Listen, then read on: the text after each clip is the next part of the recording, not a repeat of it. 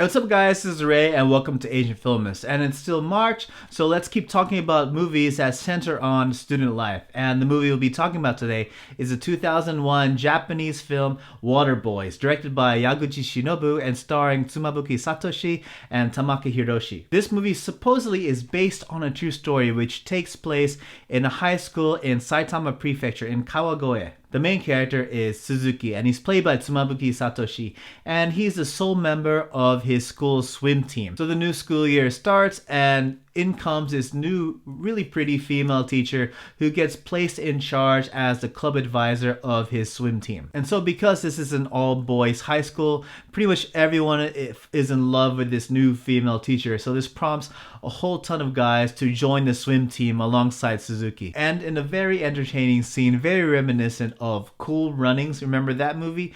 When she reveals that she intends to turn the boys' swim team into a synchronized swimming team, she pretty much loses all those members except for our 5 lead characters. So this movie is about 5 boys, 4 of which don't really know how to swim, and their path and their story to becoming synchronized swimmers. So what did I like about Waterboys? Well, to sum it up, pretty much everything. You know, this movie is extremely entertaining and funny, and if you like Yaguchi Shinobu's style of fish out of water comedy, this movie is excellent. So as I said before, 4 of these 5 boys don't really know how to swim all that well, but you know, none of them know anything about synchronized swimming. And then partway through the story, their teacher has to leave because she's pregnant and she's about to give birth soon. So she leaves all the boys to kind of learn how to do synchronized swimming all on their own. And they actually seek help from a dolphin trainer who's played by Takenaka Naoto. And it's funny because he also doesn't know anything about synchronized swimming. He just knows how to train dolphins. But they seek help in any way that they can, and they ask him to teach them like he does his dolphins. And so in the beginning, the dolphin trainer is pretty much like a slave driver.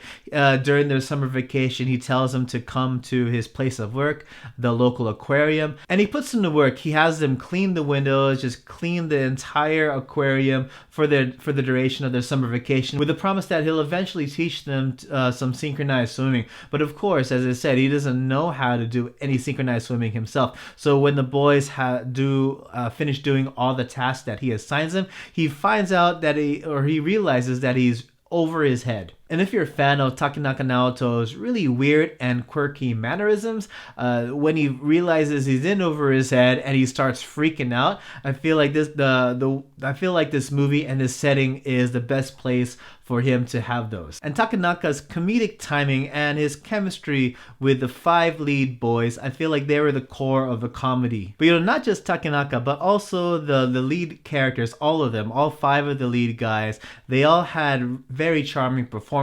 And if I'm not mistaken, I think every one of the boys that swam in this movie actually genuinely learned how to do synchronized swimming. So all the performances were legit done by them. And there are a number of memorable scenes in this story. Everything from the very first performance which ended up in hilarious failure, to the very final performances, which was adrenaline pumping and exciting. And even the scene when the dolphin trainer realizes he's over his head and he tries to dump the kids off at a local arcade, and he tells them to play Dance Dance Revolution until they can learn how to synchronize in rhythm. And each of the lead characters had starkly different personalities, but they all contributed something special to the entire group dynamic. So you get a story that's full of heart, full of entertainment, full of a lot of laughs, and also, to top it all off, you get a story with tons of half-naked boys. As far as something negative I have to say, I have nothing negative to say about Waterboys.